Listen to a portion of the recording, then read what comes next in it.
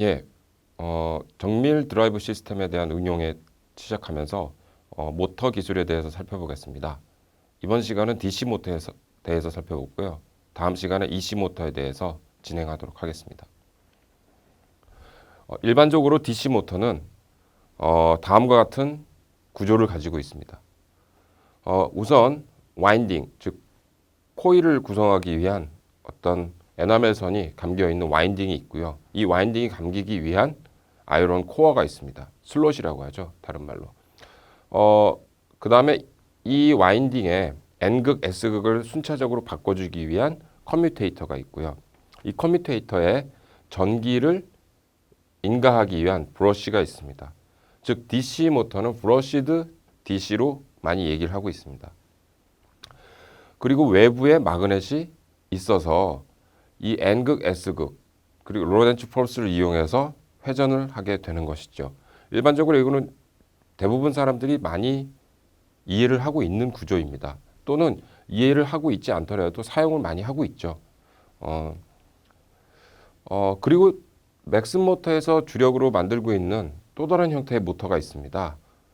아까는 아이론 코어가 있었는데 대부분 저희 맥슨 모터에서는 코어리스, 즉 아이론 코어가 없는 형태의 모터를 주력으로 하고 있습니다. 실제로 구조를 비교해 보자면 코어리스 와인딩 이 부분이 다릅니다. 즉 아이론 코어, 즉 어떤 쇠로 구성된 아이론으로 구성된 철로 구성된 슬롯에 와인딩이 되어 있는 게 아니고요. 그 자체적으로 와인딩을 구성해서 에나멜을 이용해서 또는 에폭시를 이용해서 이렇게 형상을 만들어 버린 겁니다. 장점에 대해서는 좀 이후에 설명을 드리겠지만 아이론 코어를 사용한 것에 비해서 매우 가볍습니다. 때문에 매우 빠르게 가속을 해서 높은 속도를 만들어낼 수가 있습니다. 그리고 커뮤테이터가 있는 건 동일하고요. 또 다른 좀 특징이 있다면 좀 더 하이스피드를 구현하기 위해서 브러쉬 시스템이 일반 시스템과는 좀 차별화가 되어 있습니다. 크게 두 가지로 구성이 되는데요. 일반적인 메탈 베이스드 브러쉬가 있고요. 그래파이트를 사용한 브러쉬가 있습니다. 또한 또 다른 차이점은 외부에 마그넷을 두지 않고 이렇게 아이론 코어가 없이 사용된 와인딩이기 때문에 이 내부가 비어 있습니다. 비어 있기 때문에 마그넷을 가운데로 위치시킵니다. 즉 앞서 살펴봤던 일반적인 DC 모터인 경우에는 마그넷이 바깥쪽에 위치를 하고 있고요. 저희 모터는 마그넷이 안쪽에 위치하고 있습니다. 이 이유는 코어리스 와인딩을 이용하기 때문에 로터의 내부가 비어있기 때문입니다. 실질적으로 코어리스 와인딩을 사용한 구조에서 얻을 수 있는 여러 장점들을 간략하게 설명드리겠습니다. 우선 코깅이 없습니다. 이 코깅이라고 하는 것은 철심과 마그넷이 의해서 서로 당기거나 미는 힘에 의해서 발생하는 것입니다. 전기적인 로렌츠 폴스와 관련 없이 자체적으로 마그넷과 아이론 사이에서 발생하는 것 때문에 코깅이라는 것이 만들어지게 되는데요. 즉 모터를 돌리다 보면 어느 지점에서 자꾸 당기거나 덜걱거리면서 멈추는 곳이 있습니다. 그 멈추는 것이 코깅이 있다고 하는 건데요. 이것의 문제점이 뭐냐면 정밀하게 제어하는데 문제가 되고 진동이 발생하게 됩니다. 때문에 이런 코어리스 구조에서는 코깅이 발생하지 않습니다. 왜냐하면 철심을 사용하지 않으니까요. 그래서 굉장히 스무스하게 러닝이 되고 바이브레이션이나 노이즈가 없습니다. 그 다음에 특정 부분에서 당기거나 밀거나 하지 않기 때문에 정밀한 포지셔닝이 가능합니다. 매우 쉽게요. 그리고 리니어리티가 이제 보장이 되는데요. 이 외에 실질적으로 또 저희 모터의 특징이 매우 컴팩트한 디자인을 추구하고 있습니다. 이유는 작게 만들기 위해서 코어리스를 주로 그 기술을 응용하거든요. 즉 굉장히 사이즈 대비 파워가 굉장히 높은 모터들입니다. 그리고 매우 높은 다이나믹스, 즉 응답률을 가지고 있고요. 즉 빠르게 가속이 되고 빠르게 감속이 될 수 있고 빠르게 차로 얘기하자면 빠르게 섰다가 빠르게 갈 수 있는 거죠. 실질적으로 맥슨 모터에서 생산하고 있는 이 모터는 크게 두 가지가 있습니다. 즉 약간 기술적인 토픽을 다루기 때문에 이 코어레스 모터는 맥슨 모터 외에 2개 내지 3개의 업체가 더 존재합니다. 이 지구상에. 거의 비슷한 구조를 가고 있지만 맥슨 모터는 좀 더 정밀한 구조를 채택하여 저희 제품에 적용하고 있습니다. 우선 커뮤테이터, 즉 전기를 인가해주는 브러쉬 부분을 이제 커뮤테이션 시스템이라고 하는데요. 이 부분에서 이 브러쉬에 대해서 구현 방법이 크게 메탈과 그래파이트로 나눠져 있습니다. 또한 마그넷에 있어서는 어차피 자석을 사용할 수밖에 없기 때문에 알리콘 마그넷 기반의 자석, 그 다음에 네오디움을 사용한 2가지로 나눠져 있는데요. 이 구조에 따라서 저희 모터들의 어떤 특성을 좀 살펴보겠습니다. 일반적으로 이제 커뮤테이터를 먼저 얘기하자면 브러쉬인 경우 그래파이트 브러쉬와 메탈 브러쉬로 저희가 나눠서 생산이 되고 있는데요. 우선 일반적으로 메탈 브러쉬는 다른 모터들하고 많이 일반적으로 적용하는 것입니다. 근데 저희는 이제 컨택트 부분을 실버로 좀 코팅이 되어 있는 부분이 있고, 또한 CLL이라고 해서 필터를 내장하고 있습니다. 즉 브러쉬가 마찰을 하면서 스파크가 일어난다고 생각할 수 있는데, 이런 부분에 대해서 저희가 필터링을 해주는, 즉 그래서 브러쉬가 타버리거나 좀 더 그리고 전기적으로 안정된 상태를 유지해주는 회로를 채택하고 있습니다. 그래파이트는 고속의 회전을 위해서 저희가 개발이 된 것인데요. 이 커뮤테이터의 이 브러쉬가 이 스프링으로 해서 항상 일정한 힘을 받고 밀어주게 됩니다. 그리고 그래파이트라는 것이 일반적인 금속과는 좀 다른 재질이고 탄소 계열이기 때문에 세라믹처럼 좀 생각할 수가 있는데요. 좀 미끌거립니다. 때문에 그래서 좀 더 부드럽게 회전하는 데 도움을 주고요. 또한 쿠퍼, 즉 구리 부분, 닿는 부분의 그 면적을 최소화해서 저항치나 다른 임피던스를 매우 낮춰진 구조입니다. 주로 그래파이트는 아까 말씀드린 것처럼 고속으로 운영하기 위해서 저희가 개발한 구조이고요.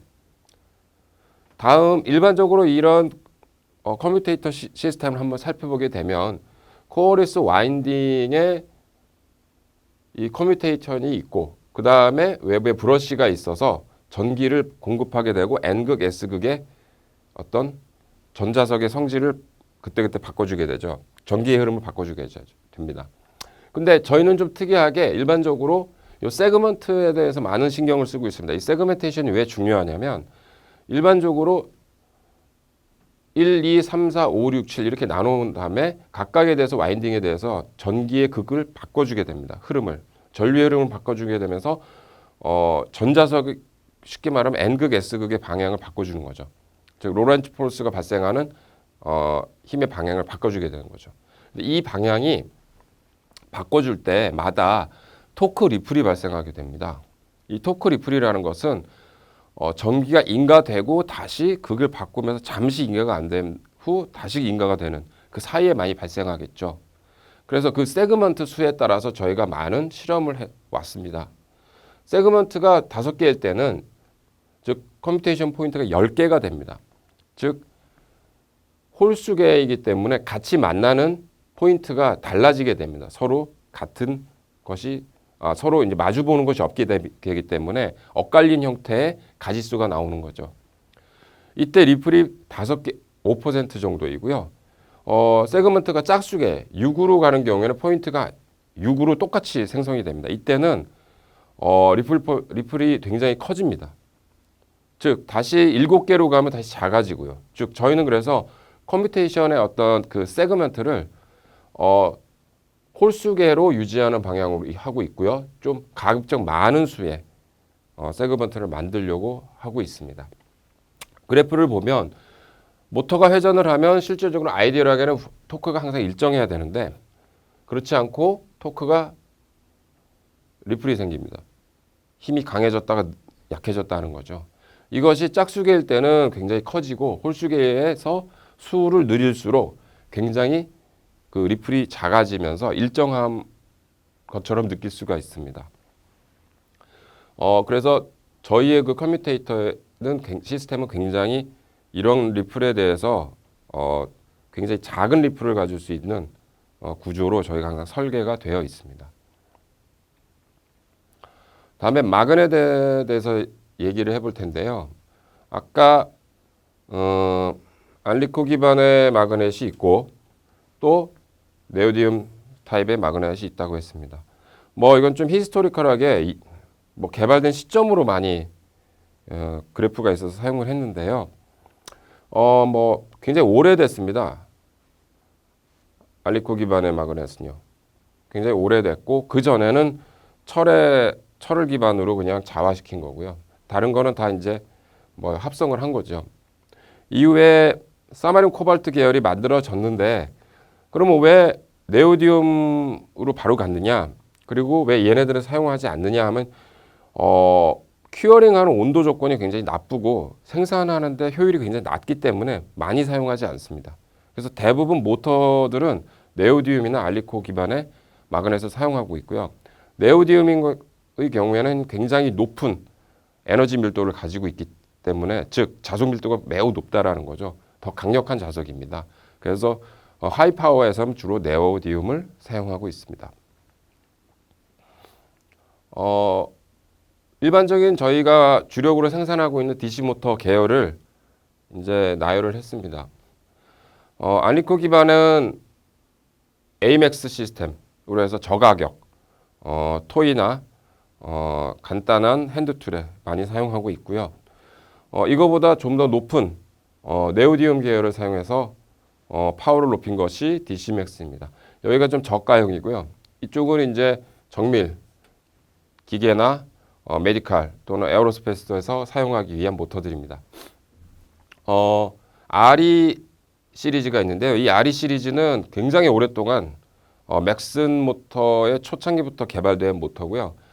아직까지도 굉장히 많이 사용이 되고 있는 훌륭한 모터입니다. 토크 리플도 거의 없고 굉장히 하이 파워를 출력하고 있습니다. 이건 종래에 현재 와서 새로 개발된 시스템이 DCX인데요. 이 DCX는 RE의 특성을 많이 가지고 오면서 외부에 기어나 엔코더 시스템을 유연하게 컨피규레이션 할 수 있도록 새롭게 개발된 시스템입니다. 통상 DC 모터는 5000rpm 이상 못 넘는데 저희 하이스피드 제품군은 18000rpm 또는 주문 사양에 따라서 10만 rpm 이상의 고속의 모터를 생산해서 공급해 드리고 있습니다.